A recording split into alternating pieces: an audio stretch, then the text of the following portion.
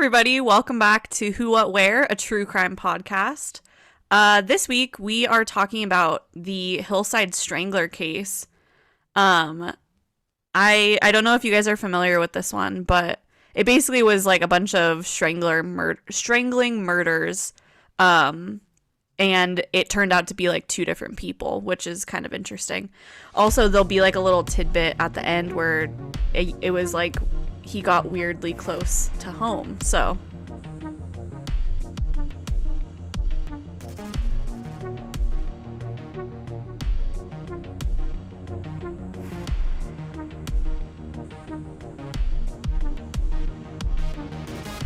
I don't know if I meant to say it like that. That sounded not how I meant to say it.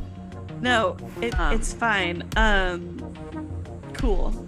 I feel like I got too excited about someone being a strangler, but at the same time, I feel like strangulation is like such a brute force way to kill somebody. Like, Well, and a it's lot so of personal. Like it's not very to personal. right, like the person is like staring them in the eyes when they kill them. It Yeah. seems like, to me, that would be hard to argue that they're not like a deranged crazy person, like Oh they yeah, no, and literally.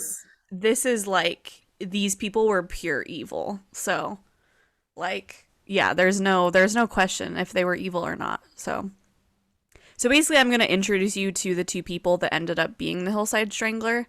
And then like after I introduce them both, I'll tell you like how they eventually became like a murder duo. So, Kenneth Bianchi was born May 22nd, 1951. I'm pretty sure that's how you say it. It's Bianchi. Bianchi. Bianchi. No. Bianchi. No, then it would have an accent. No, I was just kidding. I mean, his first Oh, name's okay. Kenneth. His first name is Kenneth. I doubt his last name is Bianchi. Well, I mean, okay, so Kenneth was born to an alcoholic prostitute who gave him up Again. for adoption 2 weeks after he was born. He was adopted by Nicholas and Frances Bianchi, and he was their only child. Um, and so as a kid, Kenneth would have these like random like bouts of like he would kind of just be completely out of it and have like almost like a hallucination. And like by the time he was 5, they had diagnosed him with petit mal seizures. And petit mal seizures are they're also known as absent seizures. Basically, they're like just really brief periods of lost consciousness, but like instead of like with narcolepsy, for example, like where you're like disoriented when you get out of it, like they usually aren't. Like they like just will snap back into it like within a couple minutes and they'll be kind of back to normal and they'll just like run around again cuz I mean he was a kid when it happened, um but it still was like he would like kind of just like stand there and like stare blankly. Um he did not have a great time in school and like getting along with his friends because for a long time he was prone to like involuntary urination. He actually went to the doctor several times for this. So he had a lot of like it seemed like health issues, probably because his mother was drinking alcohol, if not also doing drugs while she was pregnant with him. So, which I mean, again, like not all murderers have like a psychological component or even like a physical mental like a physical part of their brain that's messed up. Like that's not always the case, but I think in this case there was probably something wrong with like his physical brain structure that eventually caused him to be like super rageful. So at age 10, Kenneth was diagnosed with passive aggressive personality disorder. This disorder is not like really a thing anymore in the DSM, but at the time, I think it's come to fall under a different personality disorder. But at the time, it was characterized by like stubbornness and procrastination and kind of like I mean, we'll see later. Like he basically like he was super super smart. He had an IQ of 116 when he tested at age 11, which is high. It's not like abnormally high, but like he was smart, and it seems like his teachers were like he just didn't apply himself. Like, he was really smart and he had the capacity to do really well in school. He just like didn't care about school and he wasn't putting in effort. Which could have also led to him being kind of alienated among his peers because he kind of had this whole like, I don't really care about. I mean, passive aggressive personality disorder, I feel like is like, I mean, obviously I don't know that much about it, but it seems like that maybe describes like what he was like really well, you know? But I'm sure that like didn't, when you're a kid, like, you know, that's like the mean kid that's like super like passive aggressive about everything. Like, I don't know, when you're young, like maybe this was just me because I was like a goody two shoes kind of, but like I feel like it's not necessarily cool to like not care when you're young. Like you get to high school and it's cool to not care, but like when you're a kid, it's like not cool to not care about school. Like it's kind of like it almost makes you an outcast. I don't know. Right. Do you guys have any input on that? Yeah, like I agree. if you're like I think you said it perfectly how if you're in elementary school it's not really cool to do that, but once you're in high school that becomes more like of a thing. You know, there's like the cool kids that just smoke pot and don't care about anything or whatever. But like when you're a child, it's really cool to care about like sports and what your mom Exactly. packed you for lunch that day and like be kind of excited about school. So I could see how um that kind of alienated him. Also, as a child, like I feel like a lot of children really want to do well in school. So he was naturally gifted, but he just wasn't applying himself.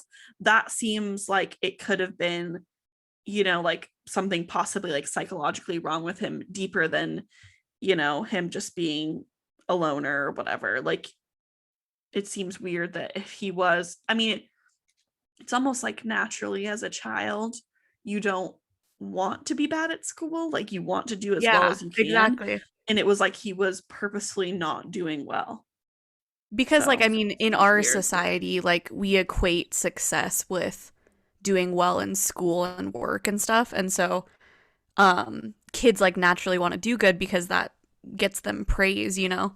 But anyway, that was kind of like a little bit of a tangent, but I just kind of wanted to like describe like what he was like as a child because it seems like this behavior and like his personality in general continued into his adulthood. Um so Kenneth's adoptive father died suddenly from pneumonia in 1964. Like he wasn't even that old. He just randomly got pneumonia and died from it. So and his mother Frances, she said that he like for a long time, I mean forever basically, he never really like grieved. Like he tried really hard. I mean like if he truly had some kind of like psychological disorder, like it would make sense that he didn't really have the capacity to like grieve for that kind of thing. And like it seemed like he also was like just almost indifferent to it, like which is so weird because this is like the man who raised him, but he seemed Francis basically was like he like didn't seem like he cared that much that his father had died, you know? And so now that like basically Frances is a single mom at this point, and so she had to start working a lot to kind of, you know, keep the lights on. So she was known to, when Kenneth was like younger, keep him home from school for long periods of time, either for lack of like not having the time to force him to go to school, or she like didn't have time to take him to school physically. It might be like a combination of the two, but like when he was younger, he would regularly miss like super long periods of school. So when Kenneth graduated Gates Chili High School in 1970, by the way, this is in Rochester, New York, he married his high school sweetheart. I couldn't really find a lot about her. They were only married for 8 months. They divorced 8 months after they got married. And she basically just like probably didn't want to be married, but she didn't give him an explanation for why she wanted a divorce. So, um, from a very young age, it seems like he has like kind of like a messed up perception of healthy relationships, even though his mom, like for all intents and purposes, his adoptive parents seemed like super normal. But it's possible that like his biological aspect of his personality was just like so far gone from like in utero exposure to alcohol and drugs that like it didn't necessarily matter that he had a good home environment. And like that just goes back to the whole nature versus nurture thing, right? Like, can you overcome like your biological makeup just because you have a good household? And like, I think this Kenneth is kind of interesting because usually it's almost the other way around, right? It's like the parent, like the kid, should be fine, but their parents had like psychological disorders like run in their family. So there's like a genetic component. And then also they're growing up in a household with parents with psychological disorders, which I mean, a lot of adults with like severe psychological disorders that they're not being treated for are not going to raise a child in the same way that a parent with like either a treated psychological disorder or like no psychological disorder. You know what I mean? So like there's the genetic component of like in his genes, he's like meant to have some issues, right? But like also even though his parents were like really good people, like he wasn't able to overcome like his biological or genetic makeup, you know? Because I'm sure his mom, most people with alcohol and drug problems, there's like a psychological aspect to it, which would be passed down to a child. So I know you were gonna say something, Hannah. Sorry, I kind of like That's got a okay. little rambly there for a second. No, I think it really does bring up the point of nature versus nurture, and you'd have to kind of wonder, like, because I think if he would have, if his mom wouldn't have, his biological mother wouldn't have given him up for adoption, and he would have been raised by her, like, would he have still had the same outcome, or like how important? I guess not that important that his how important was the nurture part of it, because clearly his parents seem to, at least from what we know, did everything right, and still like this happened. So I feel like it is like kind of an interesting case to analyze in that way, because it probably is a lot of just nature, like something psychologically wrong with him due to probably maybe genetic factors, but also probably because of like you said, alcohol and drug use when he was Yeah, in his mother. So in utero. Yeah. Sorry, I just I got like couldn't figure super. out how to I couldn't figure out how to say that, and so I said in his mother, which like sounds like an own that like an eighth grader would say, like, I was in your mom last night, boom, anyway, Yeah, cut I that know shit exactly out, what you're that was saying. bad. No, that was funny. Like, That makes like a lot of sense actually. um, anyway, so when Kenneth, so after his weird, like, failed marriage to his high school sweetheart, he went to college and dropped out after one semester. Through the next couple years, he, like, got a lot of, like, random, like, menial jobs, like, physical labor type jobs, like, grocery stores, that kind of thing. It didn't seem like he'd keep a job for very long, which I know is kind of, like, that can be evident of like somebody's inability to get along with others because I mean if you just like straight up don't care about other people, like it'll kind of come out if you're in any type of capacity where you're talking to customers. um Eventually he got like a security guard job at a jewelry store.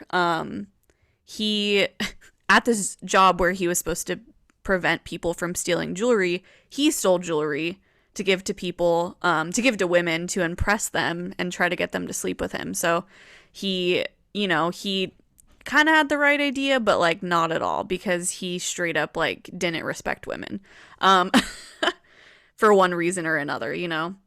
So in Rochester, New York in 1971, there was like this string of unsolved like kidnapping, rape, and murder cases that they came to be known as the alphabet murders.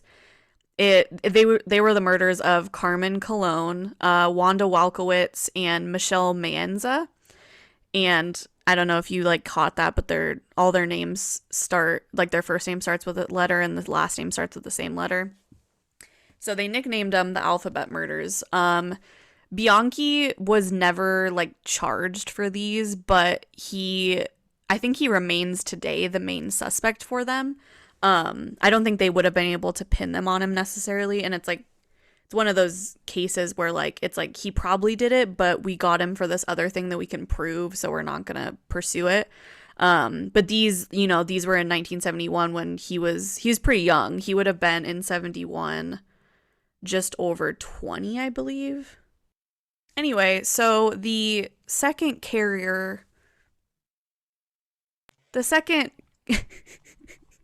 any, any Carrier of what? Like a disease? carrier. No, not carrier. I meant to say character. I was gonna say, what disease does he I have? really wasn't sure where you were going with that, but that's okay. It happens to the best of us. I haven't had enough cocaine today. So the so anyway, the Alphabet murders, Bianchi has always denied responsibility. So, and like, I mean, it's interesting because he seems like the kind of guy that would admit to it, especially like after because they asked him, like once they caught him for the Hillside stuff, like they were like, did you do these? Like, he kind of strikes me as the guy that would be like, yeah, just because he doesn't care. But he claims that he didn't. So, I mean, take that for what you will. So the second half of the Hillside Strangler duo that at the time they didn't know was a duo, but it ended up being a duo. His name was Angelo Buono. And Angelo was raised by his mom, but wait, I have to make a joke. I have to make a joke about his last name. Angelo Buono was no bueno. Wow. Done. That's it. Sorry, gotta go. Gotta blast. Got a blast. Anyway, he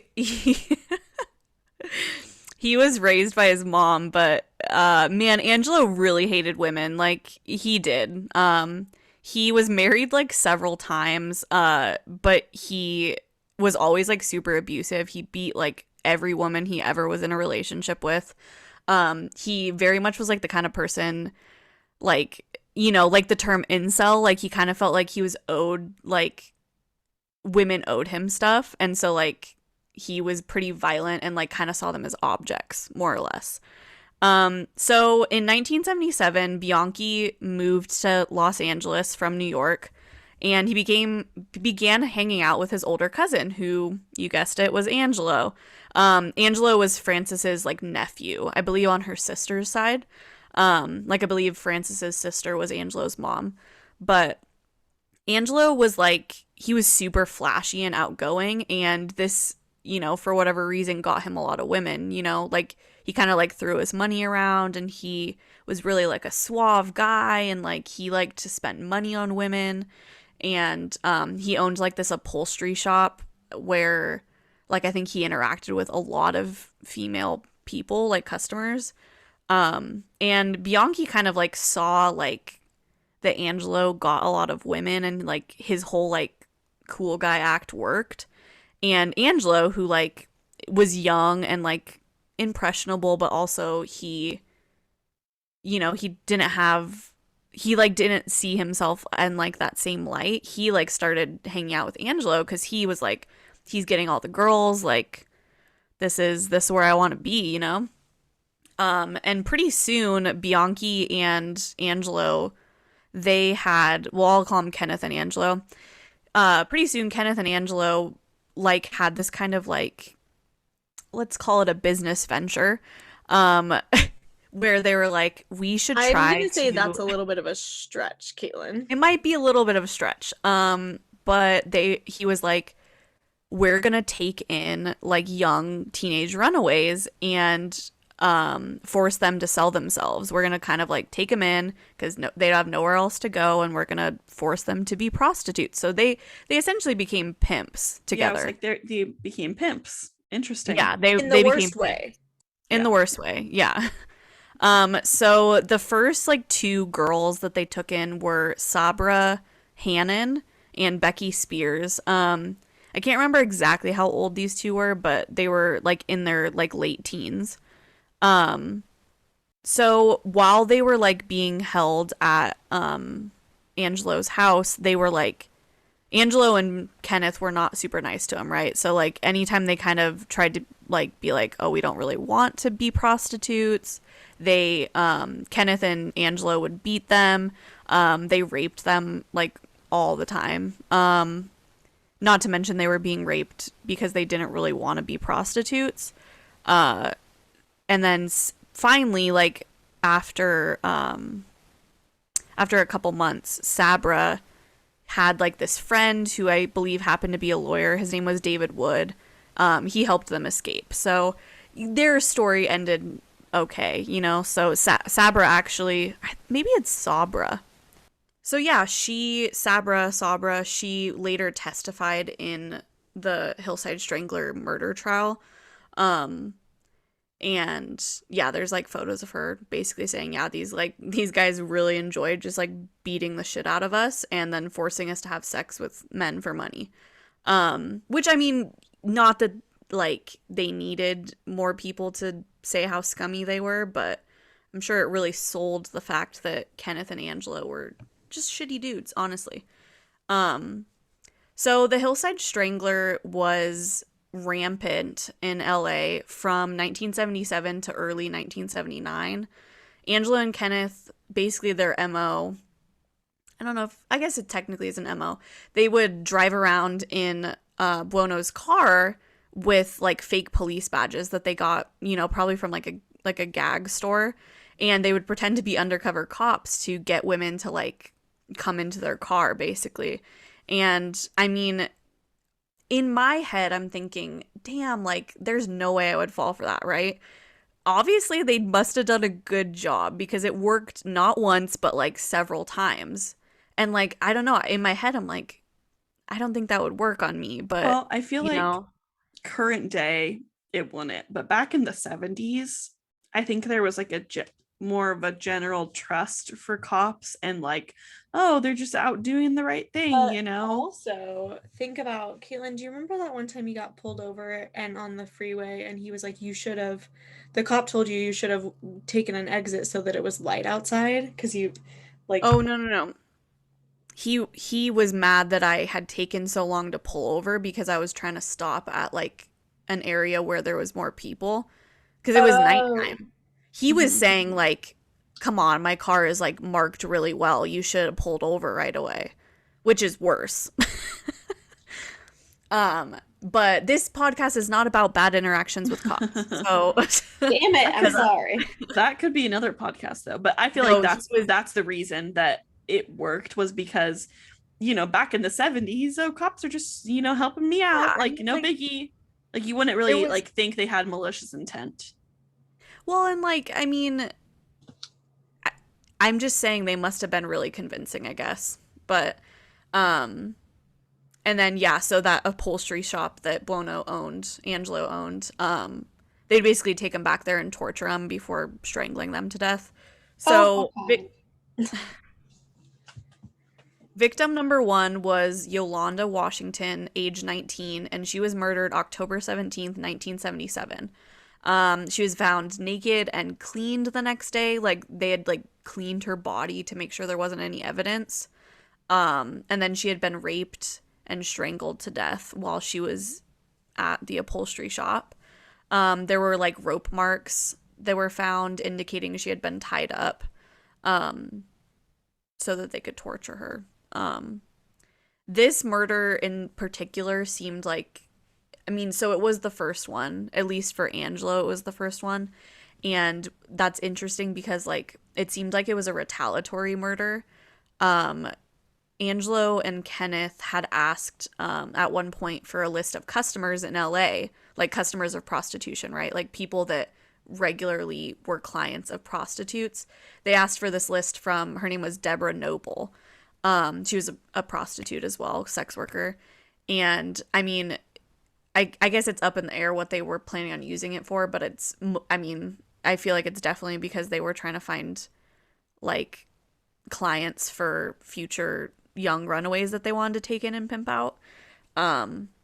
Anyway, when Deborah came to drop off the list, her friend Yolanda was with her, and she told Kenneth and Angelo, like where she often like worked, like where she was able to find, like clients for sex work, and so they knew where Yolanda worked and like where she hung out, and And it turns out that the list that Deborah gave them was like completely made up. And they were pissed about this. Like, it was just like random. Like, she wrote like total bullshit on there. And they were pretty mad about that. And it seems like they knew where Yolanda worked. And so she was kind of easy to like find, and probably even easier to get her into the car, because they were familiar faces. Okay, so since this was the first murder, I have to say this because I feel like I've seen this happen in a few other like serial killer cases where the first murder is like almost out of, and I obviously it's not necessary to murder anybody, but almost like out of necessity. Like they do it like who I was think you it? mean like spite, not necessity. No, like they think that they should murder some, like they feel like they have a real reason to murder somebody the first time, and then they get like a taste for it, and then the rest of the times they like want to murder like someone that's the person I'm thinking of right now is Eileen Wuornos. How her like first murder was possibly, or potentially was because she was like being attacked, and so she killed like out of necessity, but then like she loved it so much, she loved like the power it gave her, that she continued to do it. But I don't know, it's almost like they could justify that killing, but I'm assuming the rest of them they couldn't justify at all. But like they Well, just I love to mean, kill somebody so much, they're like, oh, we gotta do it again. I don't know. I think what you're trying to say is that like a murderer, like technically their first murder is them becoming a murderer, right? Like there, like technically there's like a Right, it's like time crossing a line, it's like crossing the line, like these yeah. people have already like raped and brutalized these people, but like now they're crossing a line of like taking somebody's life, which I feel like, Yeah. I mean, obviously it's not something that like you would take lightly, but it's also like interesting as like people that like true crime to kind of analyze what, like why, like what was the Yeah, turning point totally. about, which I feel like sometimes it is because of like retaliation, or like they're doing it because they can like justify it in some way, versus other Yeah. murders like they usually can't. So I don't know. Well, and like, somebody who enjoys murdering people, like you might not know you enjoy murdering people until you murder somebody, like that's so like macabre, but like it's true. Anyway, so the last person to see Yolanda alive was a music store owner named Ronald Lemieux. Lemieux? Lemieux. And he later testified that about the like police badge thing. So he was one of the people that was like, this was their ruse. They just pretended to be police officers. Because he had like seen them like show her a badge out the window of a car. So the second victim was Judith Lynn Miller, and she was 15. Um, she was murdered October 31st, 1977. When they found her, she was naked and laying face up on a road in La Crescenta. So she's basically like at the end of like a cul-de-sac almost. And she was found like the very next day. Like they didn't really take any measures to hide her. There were ligature marks visible all over her body, and she had been raped, sodomized, and strangled. Sodomized, obviously indicating that she had been anally raped. Um, and then there was Lissa Caston. She was 21. She was a waitress, and she was murdered November 5th, 1977. So their cooling off period is almost non-existent. It's almost like they go out just on a whim. Like there's really no cooling off period for them. Yeah, she was murdered, like they found Judith Lynn Miller on the 1st of November, and then they found well, I mean technically they didn't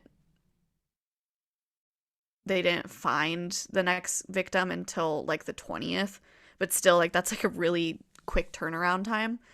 Um so yeah, she was found naked near a country club on November 20th. There were ligature marks present as because she had probably been tied up and tortured, and then she was raped, sodomized, and strangled. Victim number 4 was Jane King, age 28, and she was murdered November 9th. When she was found, she was in like pretty late stages of decomposition, but they could at least tell that she had been strangled to death, which was like kind of tracked with the rest of the victims. Basically, I think she had decomposed. Yeah, decomposed. I was trying to think of like the verb word. She had decomposed past the point of them being able to like see ligature marks, but they like she was a victim of them because that's so they can only assume that she had been tied up and tortured. And then so victim number 5, 5 and 6 were Dolly Cepeda. Yeah. She was 12, and Sonia Johnson, who was 14, and they were murdered November 13th. They were also found like shortly after Lissa Caston was on November 20th. Different part of town, but they were found like in like a trash pile basically. There was a like a 9-year-old boy who was just like hanging out with his friend, like going on an adventure, and he said that from far away they looked like mannequins, and that was the only reason that he got close enough to realize that they were people and that he needed to call the police.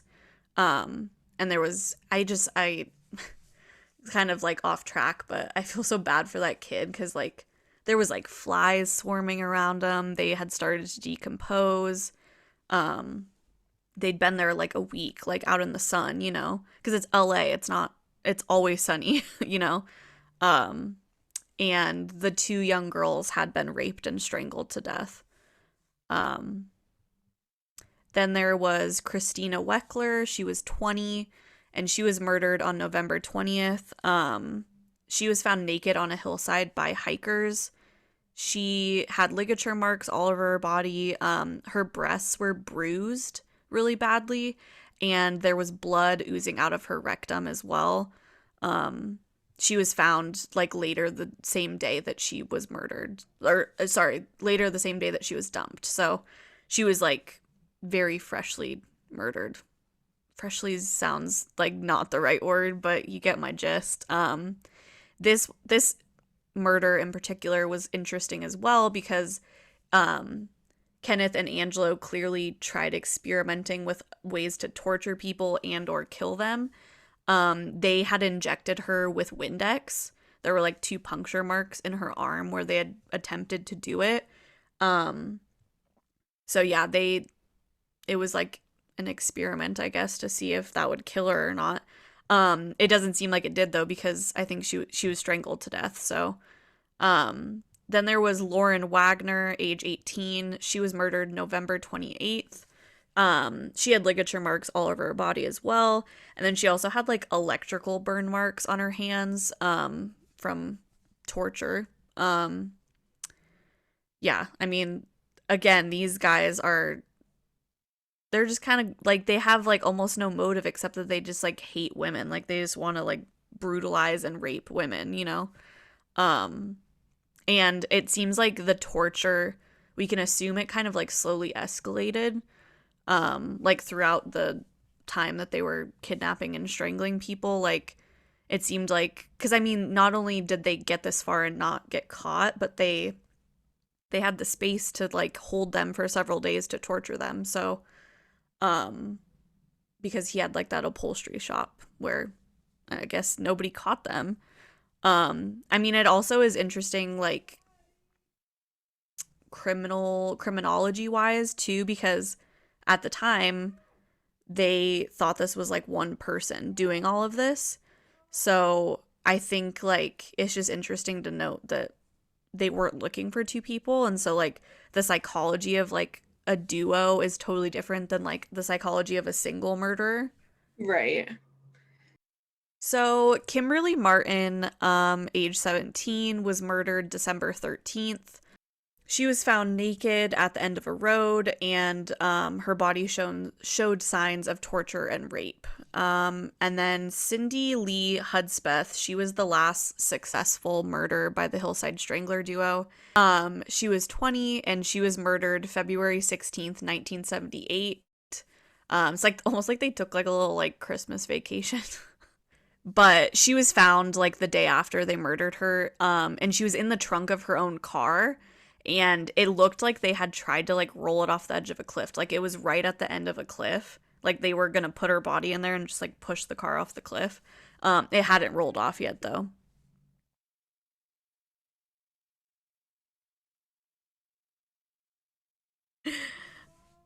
There were ligature marks all over her body, and she had been raped and tortured. So while all of this is going on, so while, women are like scared out of their minds to be like out on the streets alone at any type of day, people are starting to not trust cops because I think by this time it had come out that they were pretending to be cops. Um, Bianchi was trying to woo the heart of this woman named Kelly Boyd. He basically was like constantly asking her to marry him, and he was like totally enthralled with her or whatever.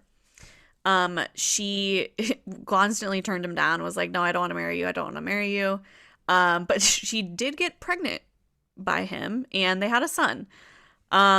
They she gave birth to this son like days after that last murder of Cindy. So like they murdered that child, and then, he brought a son into the world. Kelly Boyd broke up with Bianchi shortly after the child was born, like it was within a couple months, and she decided to move to Washington State. Also, like during the same time, Bianchi was applying to be a police officer in the LAPD. He had been on like several ride-alongs, and by early 1978, he was actually being questioned about like his knowledge of the Hillside Strangler murders. Angelo found out that like he was in such close proximity to cops, and that the cops were starting to ask questions, and he like freaked out and threatened to kill him if he didn't like leave the state. So Bianchi followed Boyd to Bellingham, Washington. Oh shit. Here we go. This is where Caitlin said the weird saying of it brings it close to home. Yeah. Yeah. Well, yeah, Hannah, It's you all lived there clicking. for 4 years. I went to school at Western. I do not currently go there, but I did. So it's crazy. Spooky. I never knew this. Spoopy. So, in Bellingham, Karen Mandique, 22, and Diane Wilder, 27, were two Western Washington University students. And they were murdered January 11th, 1979. Basically, they were lured into a house so Bianchi got a job as a security guard in Bellingham, and he was guarding this like house. I'm assuming it was some kind of like house where multiple people were living, maybe on campus. But he lured Karen and Diane into the house and strangled them to death. It's interesting that interesting relatively, that he was able to do this by himself because, if you're used to having like a partner to help you like subdue the victim, like I wonder. Well, and like he must have done something. If there were two victims, he must have done something to like take out like both Yeah, of the like victims, like so that yeah. yeah, I don't know. Luckily, I guess, he left a lot of evidence. It seems like Angelo was kind of the one in the other murders who was like hiding the evidence or like attempting to conceal that they were the ones that did it. Like he kind of was the only one that had the foresight for that, I guess. And when Kenneth killed by himself, the police like immediately caught him. They like found him the next day. He actually at the time had like a California driver's license on him, and like through some kind of, database mumbo jumbo, they were able to link two of the addresses of like Hillside Strangler victims to Kenneth. So they were like, oh my gosh, this is, the Hillside Strangler, because at this point it had become national news. They killed 10. So they killed 10 women together, and then Kenneth killed 2 women separately. But yeah, like 10 murders within like 6 months. Like that's a big deal, it had become national news, and they were like, oh my gosh, I can't believe we just found him because he made this silly mistake by like leaving behind ways for us to catch him. So right off the bat, they kind of like threatened Bianchi with the death penalty.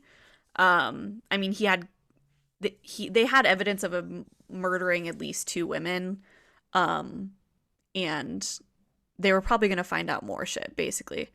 And because he was kind of scared and he was a little pussy, he gave up Angelo like almost immediately, and he was like, "Oh, I didn't do any of those by myself. Angelo, my cousin Angelo, like helped me do them."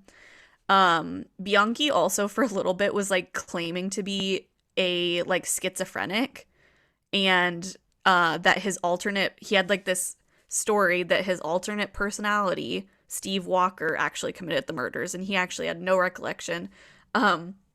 I saw something that was like, oh, he probably like watched, there was like a movie that came out around this time where that happens, like somebody with a personality disorder, like their alternate personality like commits murders or something like that. So Where like he clearly got that from like a movie. The thing that is kind of humorous about that is like you can't really fake that. Like he wouldn't have been able to fake it for long. Like he could tell the story all he wanted and maybe someone would believe him for a little bit, but like at some point people would find out that he was just BSing everybody.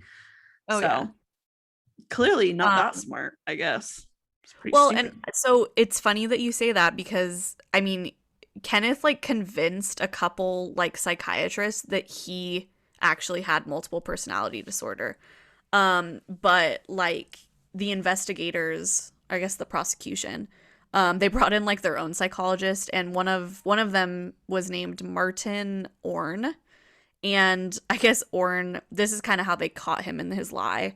He mentioned to Bianchi that in genuine cases of multiple personality disorder, there tend to be 3 or more personalities. Like there's rarely only like 2. And Bianchi promptly like was like, oh, I actually have this other personality. His name is Billy. And then Martin Orne proved that Bianchi lied about having multiple personalities. And he tested Bianchi, like he kind of like did a test to see if he actually had this disorder by introducing Kenneth to his lawyer, who was not present. Bianchi interacted with the imaginary lawyer, and then Orne brought in the real lawyer, and Bianchi was like kind of backtracking, and he claimed that the imaginary lawyer had vanished. So I think basically, if I understand correctly, he was catching him in his lie. Like he was like, oh, like you are making up that you like see these people, and I'm gonna like show the jury that you obviously don't see those people, if that makes sense. The funny part was being like, oh, actually, I do have another one. Right, like literally so stupid. Like, I don't know. I feel like even an idiot would know not to say that. Like, would know not to be like, oh yeah, you're right, because you said this thing. I'm going to tell you that I actually do have a third personality that for some reason I didn't tell you about when I told you about my second personality. Okay, sure, Jan. Seems weird to me, but... So basically Martin Orne was so he was a psychiatrist, but he also specialized in like hypnosis. And if you have like a psychotic disorder, you're more likely to be susceptible to hypnosis. And I think more or less he like figured out that Kenneth was lying about being psychotic, about having schizophrenia, like through this weird test that he did. And I mean, he seemed convinced that Bianchi was lying. And there was another psychiatrist who also was like, yeah, he's bullshitting. So eventually investigators also discovered that Steve Walker, who was like his alternate personality, who was actually like a student who Kenneth tried to like steal his identity at one point to like fraudulently practice psychology. Like he was trying to like pretend he was like a psychology student basically. And they also found like a little like library of books in Kenneth's home on topics of modern psychology, and this kind of even more so like solidified that he was trying to fake like being insane, basically. Because like obviously he has some mental illness, but like whether or not he has like schizophrenia, because like schizophrenia like could almost like you could get the insanity plea, because especially if you had multiple personalities and were like having crazy hallucinations, but it was clear that he was trying to fake being crazy. Um and once they kind of like were like, "Hey Kenny, we know you're lying," he was like, "Oh, well, yeah. Yeah, I'm lying." Um he was eventually diagnosed with above all things, like, finally they were like, "Okay, what the heck is wrong with this guy?" And he was diagnosed with antisocial personality disorder with sexual sadism. So, he was a sadist. He like did get sexual gratification from the torture, which, I mean, that makes sense. Like, why else would you do all of this torture?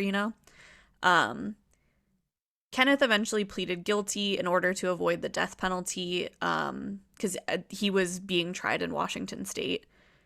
He is currently serving 6 life sentences in Walla Walla, and after being denied parole in 2010, so not that long ago, like 11 years ago, he will be eligible again in 2025 to apply for parole. So he basically has the option of parole because he testified against Buono. Bianchi is currently married to, like, he kind of like took up this pen pal with this lady from Louisiana, and they got married in September of 1989, and they're currently married. How Um, romantic. yeah, so romantic. I always like, it's such a like interesting subplot of people that write to people in prison. Like, I get that like some people are in prison that maybe like shouldn't be in prison. Like that's a little bit different, but like murderers, I don't Yeah, know. and I don't know like about that. when people send them, um I mean, honestly, it makes me wonder, like, does that person really think they're innocent, or Yeah. do they just not care? Which is worse, It's like I think it's, well, right? sometimes it's both almost. It's like they fall in love with the person. Or But it's almost like they don't, it's like they want to have like a relationship with somebody, but they don't want any of like the added work of like actually being in a relationship like in real life. And so they're like, who can I be in a yes, relationship with? Someone in jail, because I'll never have to yes, see them. I don't know. right? Seems weird. Either way, seems weird, but Even though Bianchi like agreed to testify against Buono for a lighter sentence, he kind of did like everything he could to be uncooperative. Like he would like regularly like talk in circles when they asked him questions, and he would like purposely try not to give information away that would incriminate Buono. So like till the very end he was kind of protecting his cousin, which, I mean, I guess that sort of makes sense in like a family sense, but also like, dude, you're going to jail. It doesn't matter. Nothing matters anymore. You're going to jail for the rest of your life. He's going to jail for the rest of his life. Like, like it's almost weird that he was trying to protect him. I don't know why I think that's so weird, because I know like they probably had kind of like a brotherly bond, but it's just so strange to me that even though he knew he was already going to prison, he still was trying to protect Angelo. I don't know. Maybe I'm like overthinking it, but that's so strange to me. Like, um, I mean, the like, I feel like this was um like the longest lasting relationship in his life, yeah, that's true. albeit a horrible relationship, but like if you kill people with somebody, like that's a specific type of bond you would have, I would have to imagine, right? Like, Yeah, that's true. and That's and also he probably thought that he was being like really smart by like not giving them all the information, because I've said this multiple times about like every serial killer we talk about, but like they always think they're gonna like outsmart the cops or outsmart people, and so by like being uncooperative, I feel like he felt like he was being like, oh, I'm gonna outsmart them, like they're not gonna get anything on him because I'm gonna, which obviously that's not the case, but anyway. Basically, Angelo's trial ended up being like one of the longest in history. It started in November of 1981 and didn't end until November of 1983. And part of this is because like the original prosecutor just quit because Kenneth was being such a dick. Like he basically was like, I'm not doing this anymore. Like the DA, like the district attorney that was originally prosecuting it, like was like, I can't do it. He's just being like, because he was being a dick, you know, like they'd get him on the stand and he would just like basically not answer the questions, even though he had agreed to be cooperative. Um, Eventually, after this trial ended, Angelo was sentenced to life in prison without parole. So he got, in a way, like a much harsher sentence. He married Christine Kazuka, in 1986 while he was in prison. So another man who found a wife in prison who was a murderer, who hates women. Like, he hates women. Like, you could argue that Kenneth is kind of like, whatever, but like, he outwardly hates women. Right, like it's very obvious that he hates women. yeah, like, and they found love, you know? So maybe there's hope for me yet. But Oh, wow. Angelo Buono died at the Calipatria State Prison in California on September 21st, 2002. He had a heart attack. He was only 67.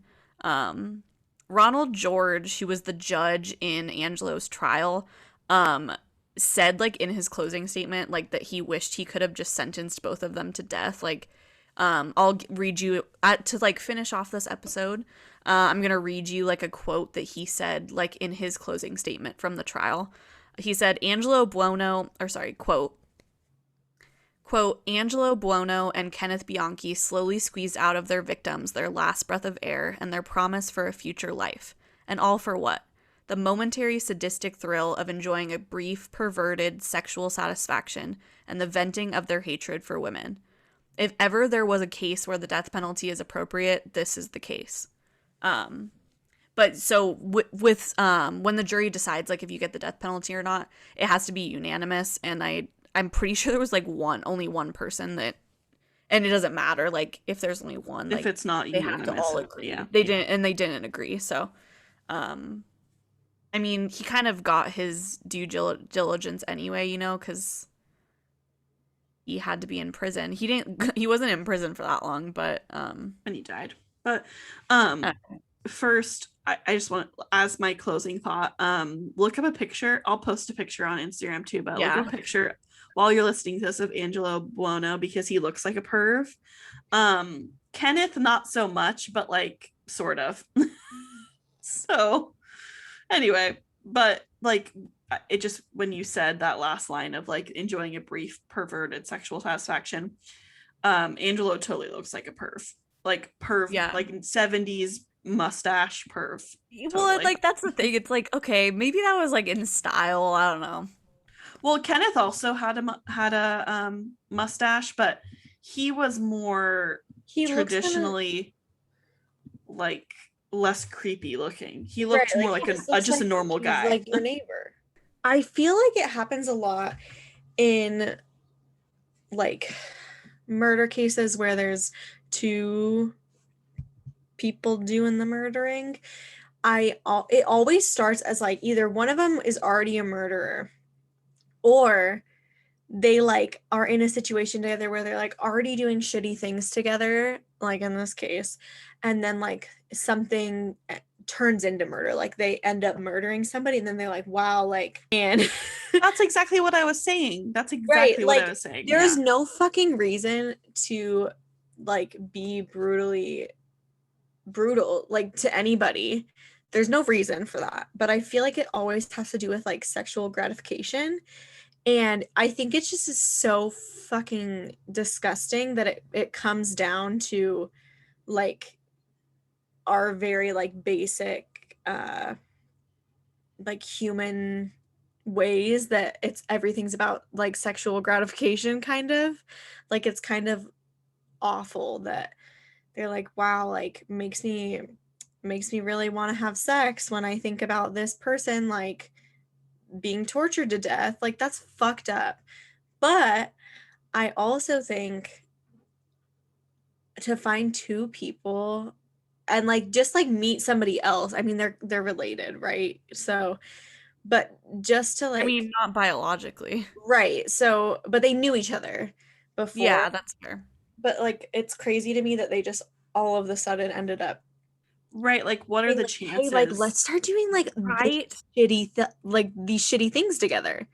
Yeah. Like, I'd be really I thought the interested same to thing. know, like, what the statistic is of that, because I'm sure it's very, very small. Versus like Like, never meeting a serial killer in your life to like well, being in a family, like, granted, not blood related, but like being in the family with like two serial killers. Like, imagine. thanks so much for listening, everybody. We appreciate your support, and we will see you next week for another episode. In the meantime, make sure to check us out on Instagram at Who What Where Podcast. We usually post, well, Hannah, our social media manager, posts some cool pictures over there. And we are also on Facebook. You can also listen to this podcast, including where you're listening to it currently. You can listen to it on YouTube if that's your jam. You can also leave us comments over there, which is kind of cool. We try to interact with them. Like, I mean, not a lot of people watch them on YouTube, but anyway, we appreciate you guys being here this week with us, and we will see you in the next one.